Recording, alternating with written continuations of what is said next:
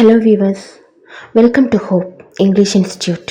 இன்றைக்கி வீடியோவில் நம்ம டெய்லி லைஃப்பில் நம்ம தமிழில் பேசக்கூடிய ரொம்ப சிம்பிளான சென்டென்சஸை எப்படி இங்கிலீஷில் பேசுறதுன்னு பார்க்கலாம். இது பிகினர்ஸ்க்கு ரொம்பவே ஹெல்ப்ஃபுல்லாக இருக்கும். வீடியோக்குள்ளே போகிறதுக்கு முன்னாடி நம்ம சேனலுக்கு நீங்கள் இன்னும் சப்ஸ்கிரைப் பண்ணலைனா மறக்காமல் சப்ஸ்கிரைப் பண்ணிவிடுங்க. கூடவே பக்கத்தில் இருக்க பெல் ஐக்கானை கிளிக் பண்ணிவிடுங்க. அப்போ தான் நான் போடுற வீடியோஸ் உடனுக்குடனே உங்களுக்கு கிடைக்கும்.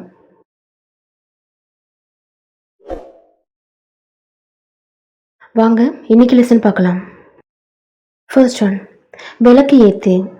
இதை எப்படி இங்கிலீஷில் சொல்லணும்? Light the lamp. Light the lamp. லேம்ப்னா விளக்கு.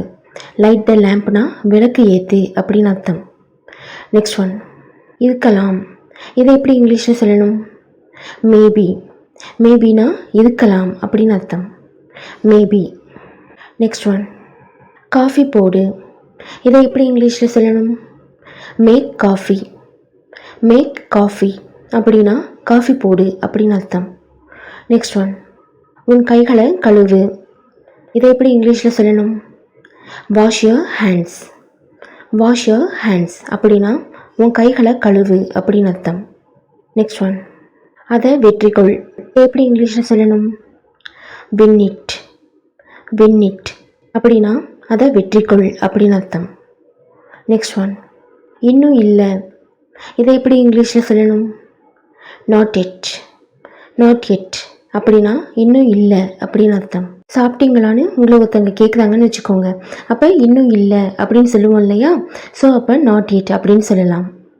இல்லைனா வேறு ஏதாவது வேலையை முடிச்சிட்டிங்களா அப்படின்னு கேட்கும்போது இன்னும் இல்லை அப்படின்னு சொல்கிறதுக்கு பதிலாக நாட் எட் அப்படின்னு நம்ம சொல்லலாம். நெக்ஸ்ட் ஒன், இது என்ன. இதை எப்படி இங்கிலீஷில் கேட்கணும்? What is this. What is this அப்படின்னா இது என்ன அப்படின்னு அர்த்தம். நெக்ஸ்ட் ஒன், தயவு செஞ்சு வாங்க. இதை எப்படி இங்கிலீஷில் சொல்லணும்? Please come. ப்ளீஸ் கம் அப்படின்னா தயவு செஞ்சு வாங்க அப்படின்னு அர்த்தம். நெக்ஸ்ட் ஒன், தயவு செஞ்சு போங்க. இதை எப்படி இங்கிலீஷில் சொல்லணும்? Please go. ப்ளீஸ் கோ அப்படின்னா தயவு செஞ்சு போங்க அப்படின்னு அர்த்தம். யாராவது நம்மளை தொந்தரவு பண்ணிட்டு இருந்தா தயவு செஞ்சு போ இங்கேருந்து அப்படின்னு சொல்லுவோம் இல்லையா? ஸோ அப்போ ப்ளீஸ் கோ அப்படின்ற சென்டென்ஸ் யூஸ் பண்ணலாம். நெக்ஸ்ட் ஒன், எனக்கு இது வேணும். இதை எப்படி இங்கிலீஷில் சொல்லணும்? I want this. I want this அப்படின்னா இது எனக்கு வேணும் அப்படின்னு அர்த்தம்.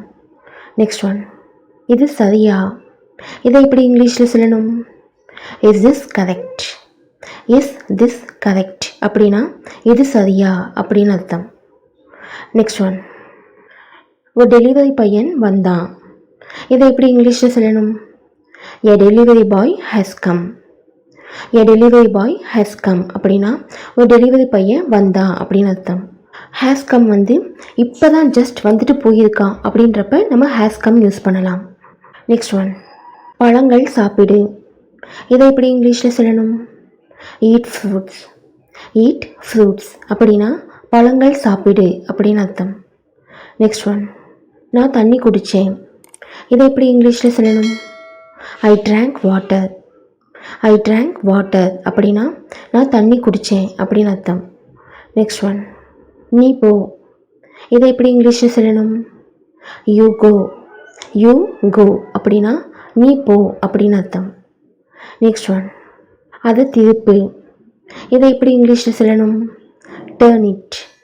டேர்ன் இட் அப்படின்னா அதை திருப்பு அப்படின்னு அர்த்தம். நெக்ஸ்ட் ஒன், வேகத்தை குறை. நீங்கள் பைக்லேயோ இல்லை டூ வீலர்லேயோ பின்னாடி உட்காந்துட்டு போகிறீங்கன்னு வச்சுக்கோங்க. ஓட்டுறவங்க ரொம்ப ஃபாஸ்ட்டாக ஓட்டினாங்கன்னா சொல்லுவோம் இல்லையா, கொஞ்சம் ஸ்லோ பண்ணு, ஏன் இவ்வளோ ஃபாஸ்ட்டாக போதுன்னு சொல்லுவோம்ல. ஸோ அதை ஃபுல்லாக சொல்லும்போது எப்படி சொல்லணும்? ஸ்லோ டவுன் அப்படின்னு சொல்லணும்.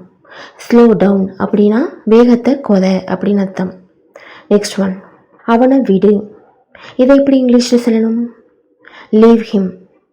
லீவ் ஹிம் அப்படின்னா அவனை விடு அப்படின்னு அர்த்தம். ஒரு பையனை திட்டிகிட்டு இருக்காங்கன்னு வச்சுக்கோங்க. சும்மா எதுக்கு திட்டிகிட்டு இருக்க, அவனை விடு அப்படின்னு சொல்லுவோம் இல்லையா? ஸோ அப்போ நம்ம லீவ் ஹிம் அப்படின்னு சொல்லலாம். நெக்ஸ்ட் ஒன், குழாயை மூடு. பைப்பை மூடுன்னு சொல்லுவோம் இல்லையா? ஸோ இதை எப்படி இங்கிலீஷில் சொல்லணும்? Close the tap. Close the tap அப்படின்னா குழாயை மூடு அப்படின்னு அர்த்தம். நெக்ஸ்ட் ஒன், அங்கே பாருங்க. இதை எப்படி இங்கிலீஷில் சொல்லணும்? see that. see there அப்படின்னா அங்கே பாருங்க அப்படின்னு அர்த்தம். நெக்ஸ்ட் ஒன், சீக்கிரம் வா. இதை எப்படி இங்கிலீஷில் சொல்லணும்? கம் சூன். கம் சூன்னா சீக்கிரமாக வா அப்படின்னு அர்த்தம். நெக்ஸ்ட் ஒன், டீ குடிங்க. இதை எப்படி இங்கிலீஷில் சொல்லணும்?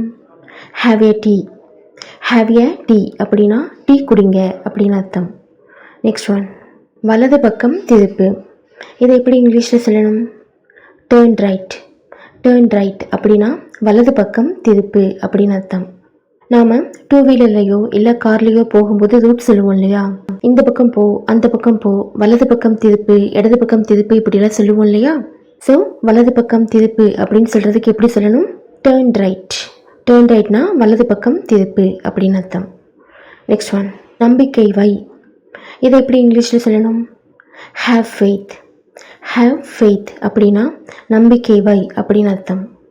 நெக்ஸ்ட் ஒன், அப்படியெல்லாம் இல்லை. இதை எப்படி இங்கிலீஷில் சொல்லணும்? Not like that.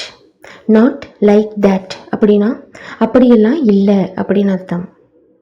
Okay viewers, இன்றைக்கி வீடியோவில் நம்ம டெய்லி லைஃப்பில் நம்ம தமிழில் பேசக்கூடிய ரொம்ப சிம்பிளான ஈஸியான சென்டென்சஸை எப்படி இங்கிலீஷில் பேசுறதுன்னு பார்த்துருக்கோம். இதை டெய்லி பேசி ப்ராக்டிஸ் பண்ணுங்கள். உங்களுக்கு ஏதாவது டவுட்ஸ் இருந்ததுன்னா அதை கமெண்ட் செக்ஷனில் என்கிட்ட கேளுங்க. இந்த வீடியோ உங்களுக்கு யூஸ்ஃபுல்லாக இருந்ததுன்னு நினச்சிங்கன்னா இதை உங்கள் ஃப்ரெண்ட்ஸ்க்கும் ஷேர் பண்ணுங்கள். இது அவங்களுக்கும் ரொம்ப யூஸ்ஃபுல்லாக இருக்கும்.